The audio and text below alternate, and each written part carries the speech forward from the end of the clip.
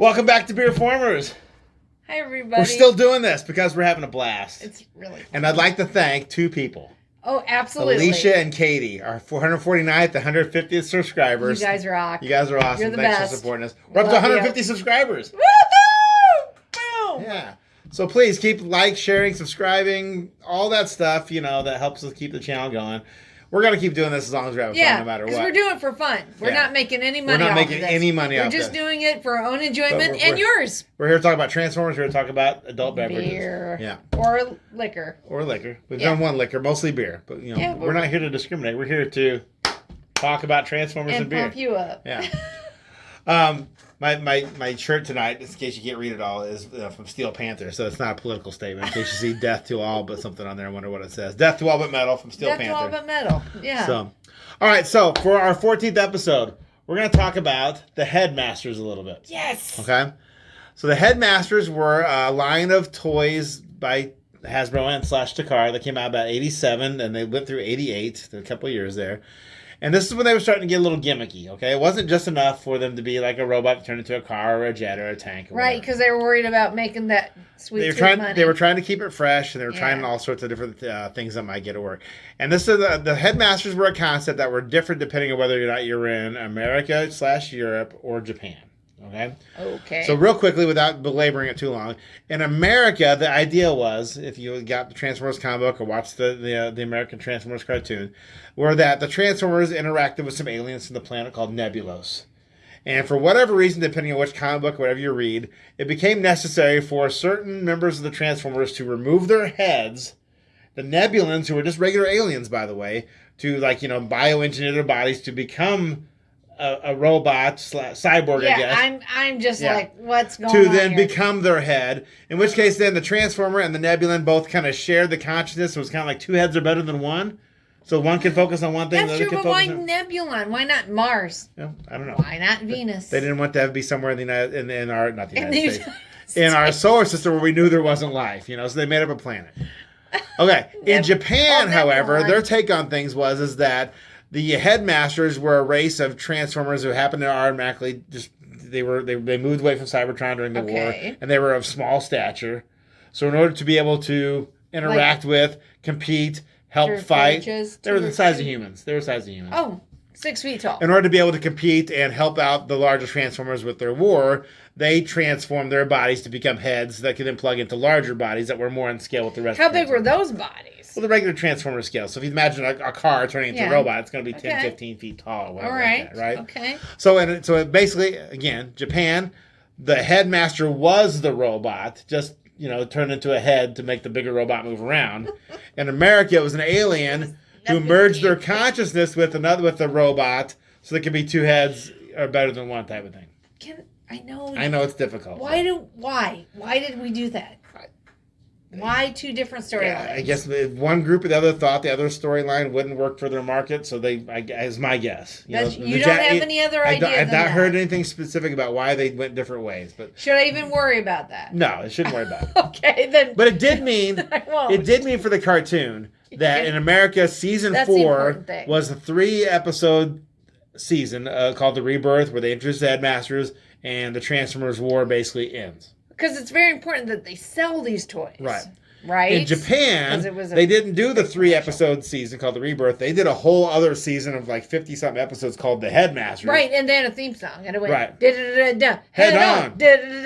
Head on. Yeah, I remember that. They would, like in most anime, they kind of declare what they do before they do it. So it'd be like, freeze ray, whatever.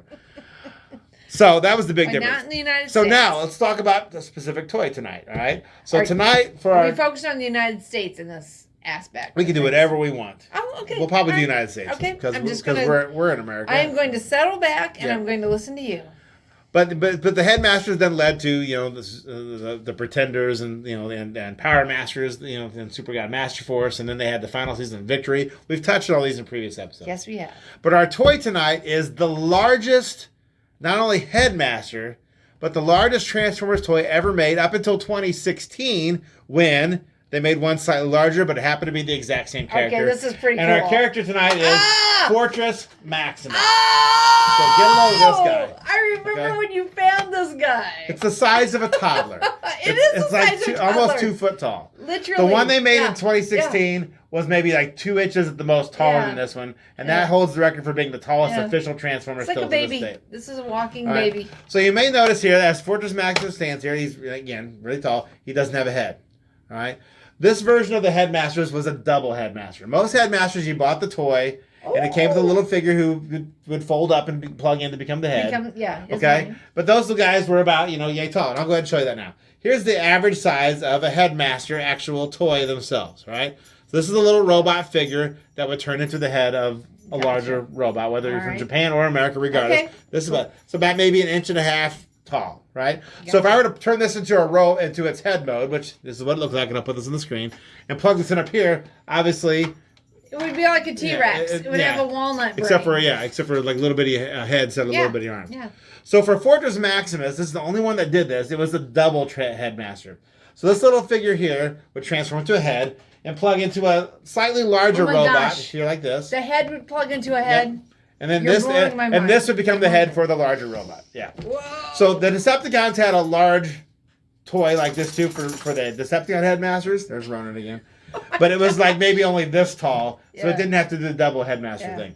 So this head here, so in fiction, we'll focus on America. Okay. This was Spike.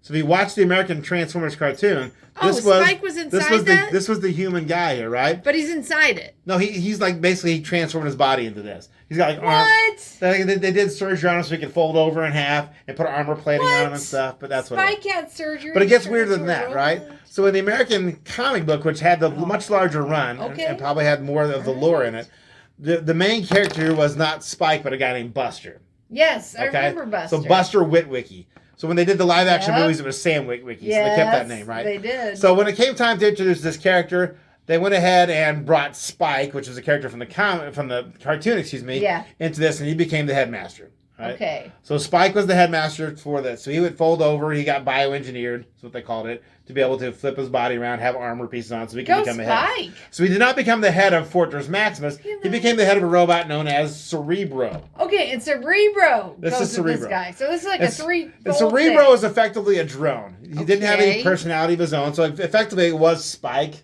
Whatever. In Japan, it was. Spike didn't have a personality. No, he had a personality, but I don't know. That sounds like you were throwing some shade to me. So the Japanese, in the American version of it was like the Transformer and the human or Nebulon, I guess. They kind of shared the consciousness and shared the body. Okay. So for Cerebro's sake, that wasn't an issue because Cerebros was just a drone. In order to give this some bigger stature to become a head for this. Did you have to have FAA licensing to pilot that drone? Just asking. If in a modern America, probably so. Okay. All right. So Cerebros would become the full-size head for Fortress Maximus here in a second. We're going to let Noel transform this here in just a minute. What, the whole thing? Sure. Or just Cerebros? But not just yet. And at last it came with another figure. This is called Cog. What? Cog was made up of 2 separate vehicles. We'll just take apart. This one little vehicle here was called was Grommet, I believe. Okay. And the other little vehicle here, which we took the arms off and put them on top to become guns. This was Gasket. I may have that exactly backwards. This might be Grommet and Gasket, or Gasket and Grommet. Gasket and Grommet, and they can become little drones that would drive around and I guess tend to Fortress Maximus when he was in city mode. We're going to get to that in a second. Okay. But they can then combine together to become a satellite, like another drone robot. It's unclear whether that, depending on which fiction you're talking about. I don't think this ever actually showed up in the Japanese cartoon or in the American cartoon. So, it's up to you in your headcanon whether or not this is a whole separate transformer or just kind of like a drone that can kind of do stuff for that. What's in your headcanon, Dave? I like to think that Cog is a separate transformer made up of 2 smaller pieces that can. So his and what's his role? What does he do in your headcanon? His role is to take care of the city. Oh, so by flying around and making sure everything's cool? He's ground vehicles, but driving around and making sure. Driving around. He's patrolling the perimeter. So this idea was first done on the first city transformer. And by the way, in case you haven't figured out, this transforms into a city. Oh, this is going to be amazing. It also transforms into a base or a spaceship, depending on whether it's America or Japan. Okay. In America, what's a transformer? America was a base. In Japan, it was a spaceship that flew around and took the Transformers all their adventures. Okay, we're going to transform into a base then. But, so the big gimmick was, again, the head could come off and become a separate robot. And for Fortress Maximus, the head would become a separate robot, which transformed into a smaller Yeah. Yet, more on par with regular Headmasters robot, which can transform into head for Fortress Maximus. All right. So when Cerebro's transformed into the head of Fortress Maximus, as you'll see in a second, then Fortress Maximus. His personality would come to the forefront, I guess. Yeah. And Spike would be a voice in his ear saying, maybe we should do this or maybe we should do that. It's that was the idea, right? Like Jiminy Cricket. Right. Okay. So Headmasters were kind of cool in that sense, but again, depending on which faction or fiction, I guess I should say, which you tend to ascribe to, it's whether or not that these are aliens or they're just the Transformers of small size. Here we go. So we're gonna push the microphone back a little bit so we got room. Okay. And well, first off, let's see if you can transform this into head mode. So I've already done Spike, so you can see that he's already attached there. We got to transform into a head that'll fit on top of this. A head? Yeah, he transforms into a giant head that will plug into this. Let me know if you need any help at all. I'm going to need lots of help. Okay. I don't even know. So first thing you want to do is kind starting. of flip the hands in. The hands get folded in. Oh, like this? They kind of fold down. Oh, like that? Yeah, exactly. Oh. Okay. Okay. Do that on both all right, of them. watch this. Watch this, everybody. I'm going to fold that hand down. Yep. See that? Okay. And then you're going to kind of do, their arms are going to kind of fold in like this. Oh, like this. Kind of come, yes, oh my God. Exactly. Yeah. Watch this shit. Okay. Oh, I mean, this stuff. Sorry. Don't tase me, Facebook. Okay, here we go. Now the legs are going to basically kind of fold up like this. Like this. Yeah, exactly. Okay. And then you want to, on the back side, that's hiding the Fortress Maximus face. You want to flip that up. Oh my God. Okay, here we're ready. We're ready for this. It's not flipping up. You're flipping it down. No, I'm flipping it No, up. flipping up is this way. Yeah. Now it's Look at upside that, down, and now plug in people. top here. Oh my God. Oh. Like this? Well, that would be upside down. Oh. So, Oh, crap. if you want to attach his head upside down, you can do that. I don't want Otherwise, to do that. just stick it in that hole, and it'll just kind of, it should fit inside even with Spike attached. Yep, boom. Oh my gosh. So that is so satisfying. So there's Fortress Maximus complete in robot mode. Now my Fortress Maximus, I bought it at a convention. Oh yeah, let's talk about this. He's missing his giant gun. He had a really big gun here. He's loaded with all kinds of other guns that pop out all over him. There's little guns on each of his arms. There's guns on his shins. The Japanese version had a giant sword, but the American version didn't have that. Can we talk a little bit about how we found this though? Do you remember that Magic convention? It was one of the conventions in Fort Wayne. One of the things David been talking about is he said, "I'm looking for a Fortress Maximus, and if you see one, let me know." And I saw this mother. And as the biggest transformer, as you can imagine, this goes for a pretty hefty price. We divided and conquered. I was like, Dave, I texted him on our phones, on our stupid old flip phones back in the day. Yeah. This is like 2000 or 2002. Dave, I found Fortress Maximus, and he came over and looked at it, and he decided. It was one I thought was good. He's also got these giant guns that flip out here. I felt like I was like the most amazing person because I helped my husband so much. Yeah. So he's got all kinds of weaponry on him. So you see these giant guns that flip out. I'll turn it sideways so you can see what that's like. Yeah. He's bristled with weapons. He's got another gun here that can flip out. Which is more of a gun. As a robot, he's got so many weapons. His characterization is kind of interesting too. We'll get you to transformation, but there's a gun here that can flip out. No, that's cool. His characterization is kind of interesting because he's clearly this guy with lots of weaponry, but he was always portrayed as a very reluctant warrior. He didn't want to use it. Yeah, he didn't like fighting. In the American comic book, he left Cybertron in the middle of the war to be able to avoid the battle, and of course the Decepticons followed him, which is why they ended up becoming Headmasters in the first place. Yada yada. But he had this little gun here and a bigger gun here, which I don't have. And real quick, as another aside, this toy has been made at least 2 other times in different colors as slightly different characters. There's a version of this in reverse colors almost in many ways, called Grand Maximus, that came out for the Master Force cartoon, where he was a pretender. We haven't talked about pretenders yet. But you have that one. I do have that one. Yeah. Where this head here could fit inside another pretender shell to disguise itself. We'll do pretenders. Yeah. They really want to do pretenders. And then in the 2000 series called Car Robot / Transformers 2000 or Robots in Disguise, they put this out again in a slightly different, like mostly red and black color scheme called Brave Maximus. So I've got all 3. I've got all 3 of those. Okay. And then they redid it completely in modern tooling and stuff in 2016. Yeah. Which is basically, we'll show that someday too. We have 3 Transformers the size of toddlers in our basement. Yeah. So let's go ahead and transform it here now. So what am I doing? First, I'll take off the head again because you don't really need it in this one. So let's do it in base mode first. All right. All right. So we'll go ahead and put the head off to the side for a second. Okay. And it looks like the little head came off inside. Oh, shoot. All right. So go ahead and fold his arms flat. Do I need to stand up? You might want to. You won't be able to. Your head will get cut off in the camera though. That's all right. Okay. All right. Go ahead and fold the arms down flat. They're flat already. They're at the elbows. Make his arms straight. Oh. Yeah. Go ahead and take out the gun that's in the hand there too. Yeah. This right here? Yeah, just go ahead and take it out. Just wiggle it back and forth till it comes out. Yeah. All right, cool. Put those all aside. All right, so go ahead and flip both arms like straight up over his head, like he's like giving a touchdown thing. Yeah, it's good. And you see he's got these ramps that are falling out. That's going to be quite important later on. Take these 2 things here and kind of fold them out and around the front. One might be kind of big. You have to pull a little bit there. Okay, Got it. All right, now let's go ahead and lift this up. Yep. Oh, like that. Yep, awesome. Okay, now let's go ahead and lay him down. Oh. Okay. Now, essentially, I'll show this here in a second. If I pull these 2 things down here, this is the spaceship mode for the cartoon. This would fly around the universe, taking the Transformers to different adventures. In America, we didn't have the spaceship mode, though. Okay, so we're going to show you the city mode here. All right. Now. So this is like the main tower. Okay, so go ahead and fold the 2 ramps down to the front, so like that. Yep, so things could run down. I don't know if y'all can see that. Yeah, we'll try to get in the camera a little bit. Now, for this part, you're going to take the 2 legs and fold them straight down. I'll hold it while you do that. The legs down. Yeah, just like straight down like this. Oh. Yep, like that. Yep. Oh, okay. Karate chop. We'll go ahead and flip the feet back up again too, because it's important. Feet go up. Yeah. Can you do it? Ain't going up, buddy. Okay. All right. Now for this one, I'll show you one. You do the other. You're gonna take it out like this. Oh, you're gonna fold it in. Okay. You're gonna pull it up like that. What the heck? All right. What the heck just happened? Tower came down a little bit. This like that? And keep folding it up now too at the same time. Yep.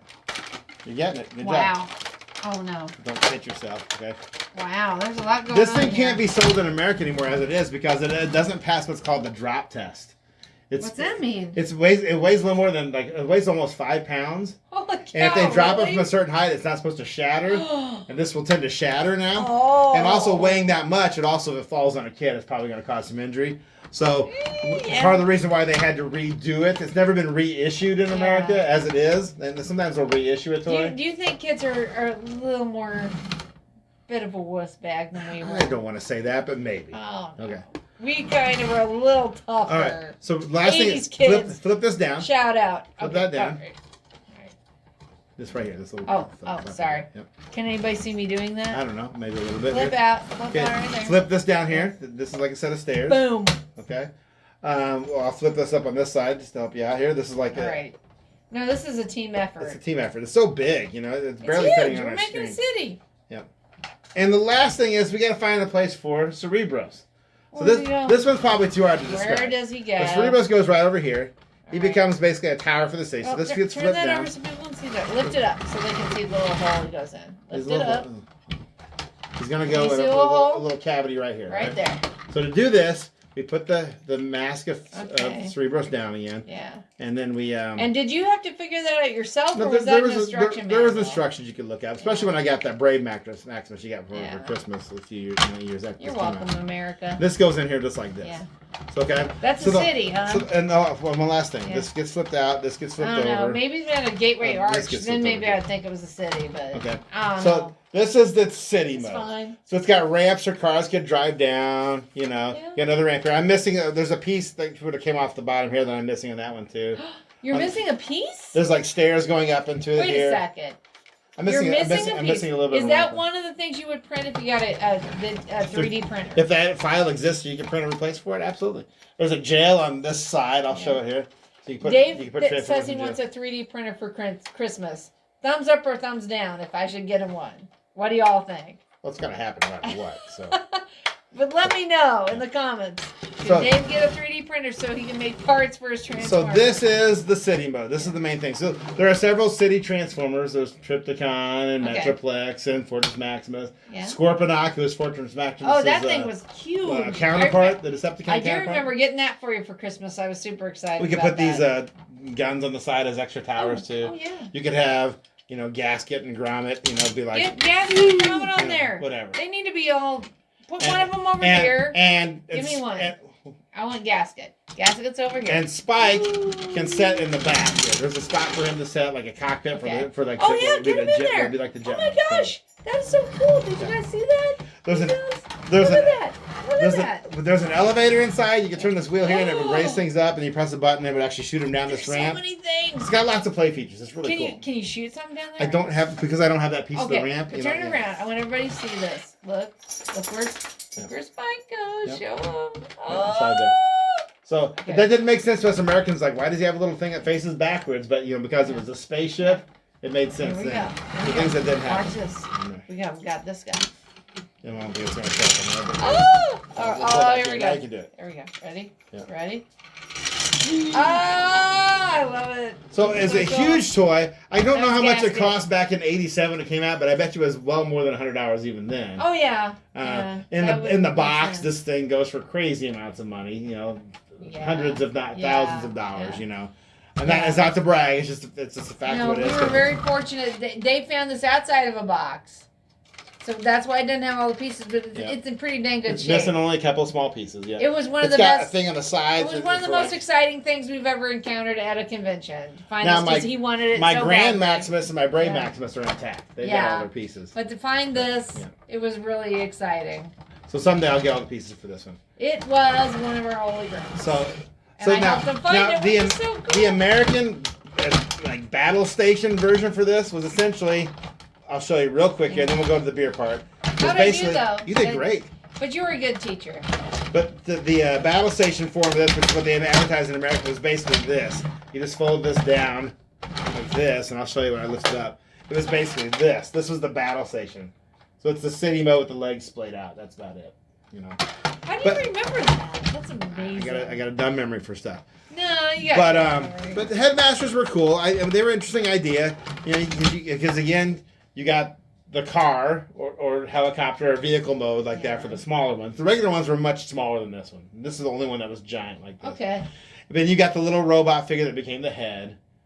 And so you can't, like my philosophy of you took a Transformer on vacation, you got two toys in one. With the Headmaster, that multiple went up several degrees. How many toys do we have in this? At least 4 or 5. Yeah, at least 4 or 5, exactly. At least. Yeah. Just in one little thing. So in fiction, again, he was reluctant. In the Japanese cartoon, he became the leader of the Autobots after Optimus Prime shuffled off the mortal coil. So in the American version, he was a reluctant leader. Yeah. Japanese version, he was the leader of the Autobots. In America, he was just a leader of the Headmasters faction. As you said, spoiler. And in fact, in the cartoon, one last fact. Yeah. In the American comic book, he started off as a much smaller Transformer too. He was much more on par with the other Headmasters. What happened? When he came to Earth, they said, "Well, we need the firepower." So they built him a much bigger body, which is where the Cerebros thing came in. And they said, "Okay, well, we don't have." Dave, how do you keep track between the comic book and the cartoon and novels? It's best to just think of it as we got the Marvel Cinematic Universe. He goes back and forth like multiverse. It's just natural. Yeah. Explain. So we got the Marvel Cinematic Universe multiverse now. Yeah. DC Universe multiverse. Yeah. Transformers is the multiverse too.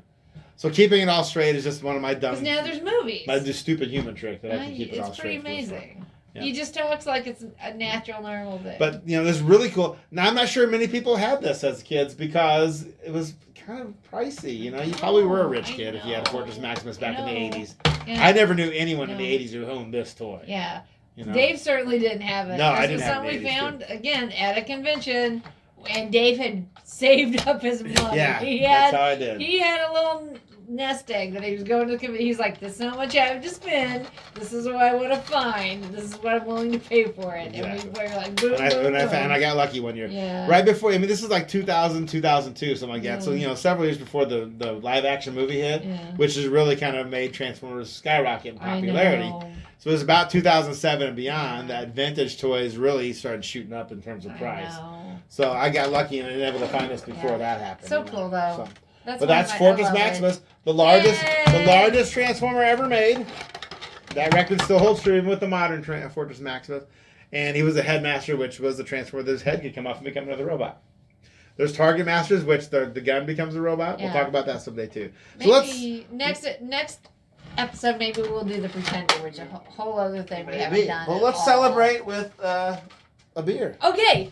What are we talking about this time? Well, I'm really excited to branch out a little bit. Okay. So recently, our family went on our annual family vacation. And as part of that, we were able to go to a couple of breweries that were not in our locale.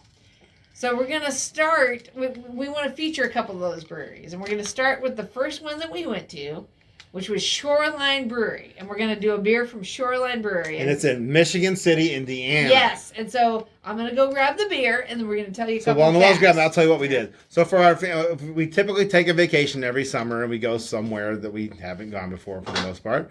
We like to go to places where there's national parks. We like to be able to hike around, do stuff like that.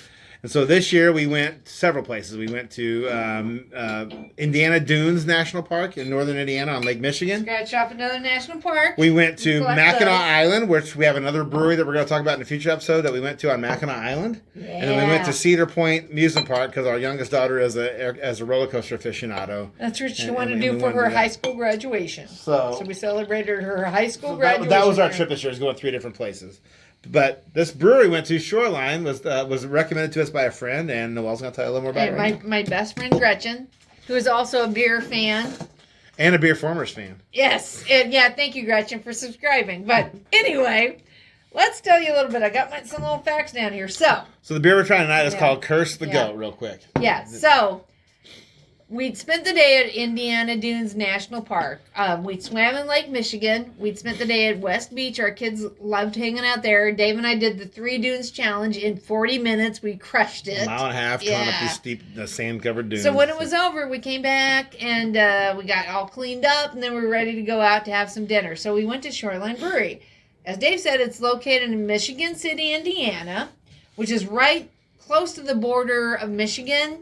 But it's also close to Gary, Indiana, and Chicago. So that's going to come into play because there's a lot of things about this brewery. They're very Chicago-oriented.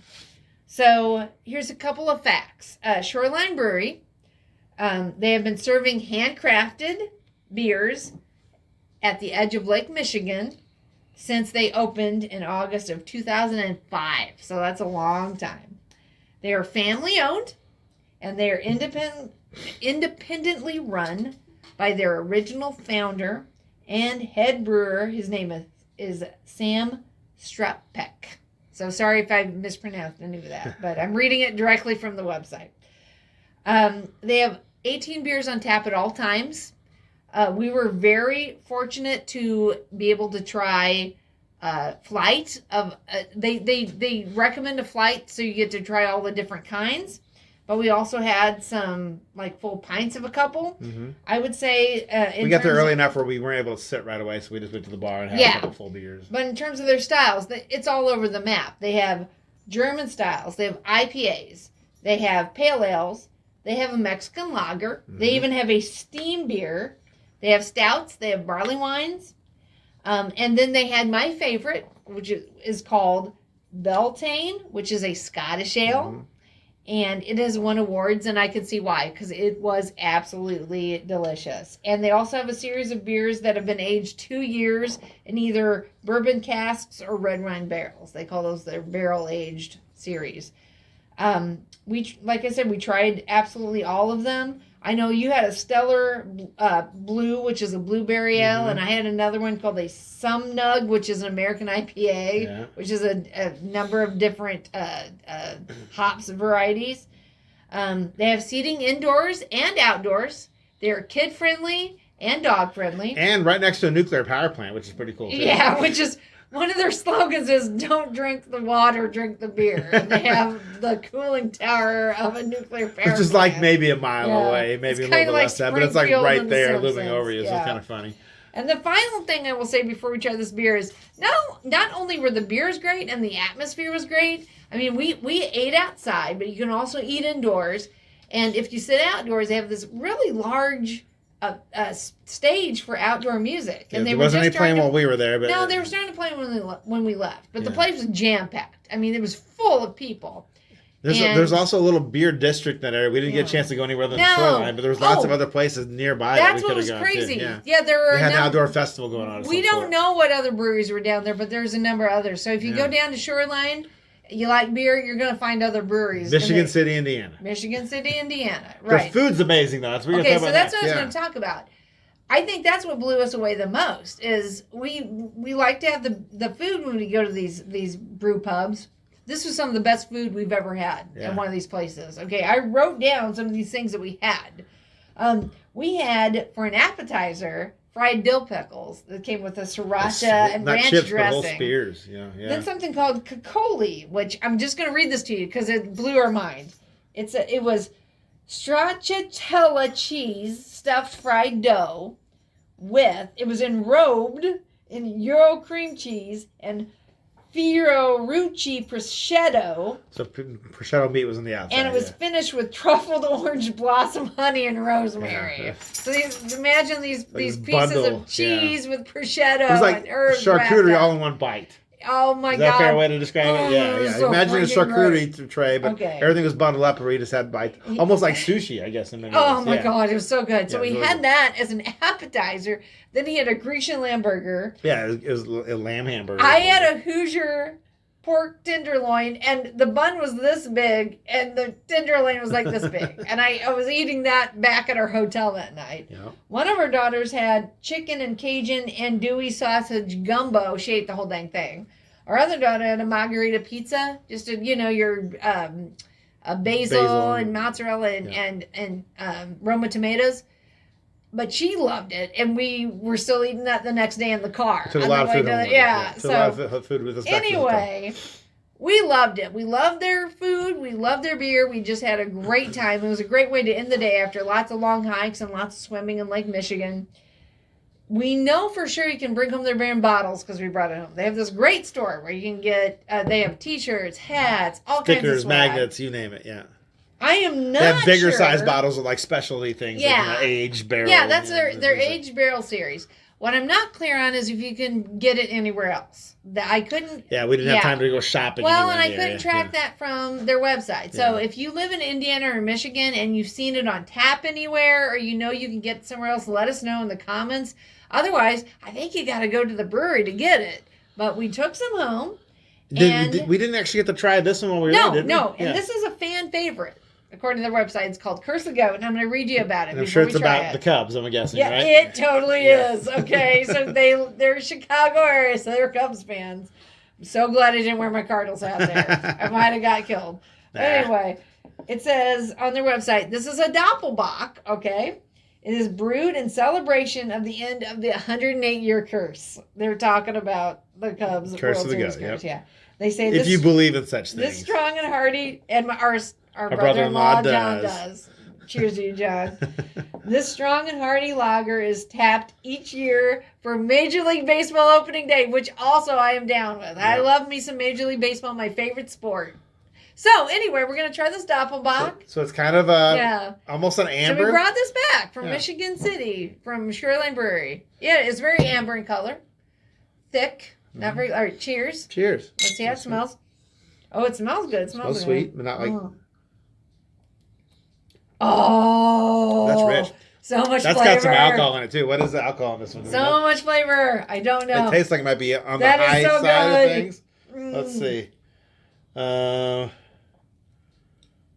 We honestly didn't try it when we were up there. We tried almost all of their beers, but we wanted to save this one till we got home. It doesn't say how much alcohol is, but it tastes like it might be on the high side. Well, we'll be able to. If you want to know for sure, go to their website. We can look it up. This is great. You know what this reminds me of? So dang good. A good Amberbock.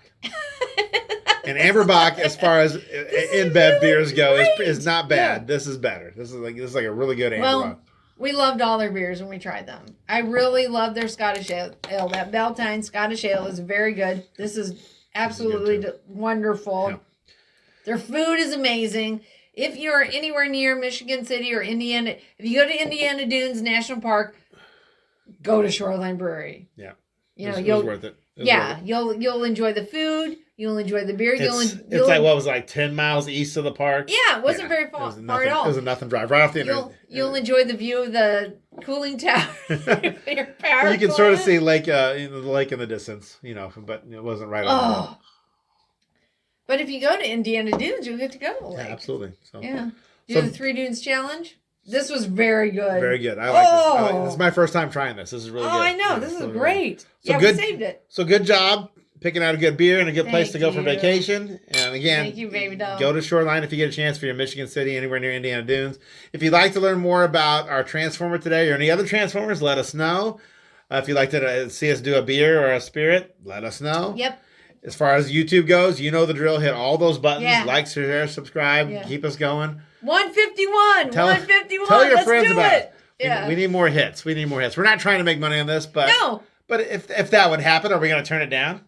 No, but subscribers keep us going. That way we know people like this stuff, and it's not just us entertaining ourselves. But as far as other information goes, as I talk about all the time, tfwiki.net is the Transformers wiki. Lots of great information. Really Chris McFeely on YouTube has got a series called The Basics On. He's got Fortress Maximus. So look more about that too. So patronize those people as well. But thank you all for stopping by once again. We're going to wrap this episode up. Thanks for watching. Thanks for telling your friends about us. Thanks for all the stuff and all the support. But here we go. Thank you for watching BeerFormers. More than meets their eye. Yeah.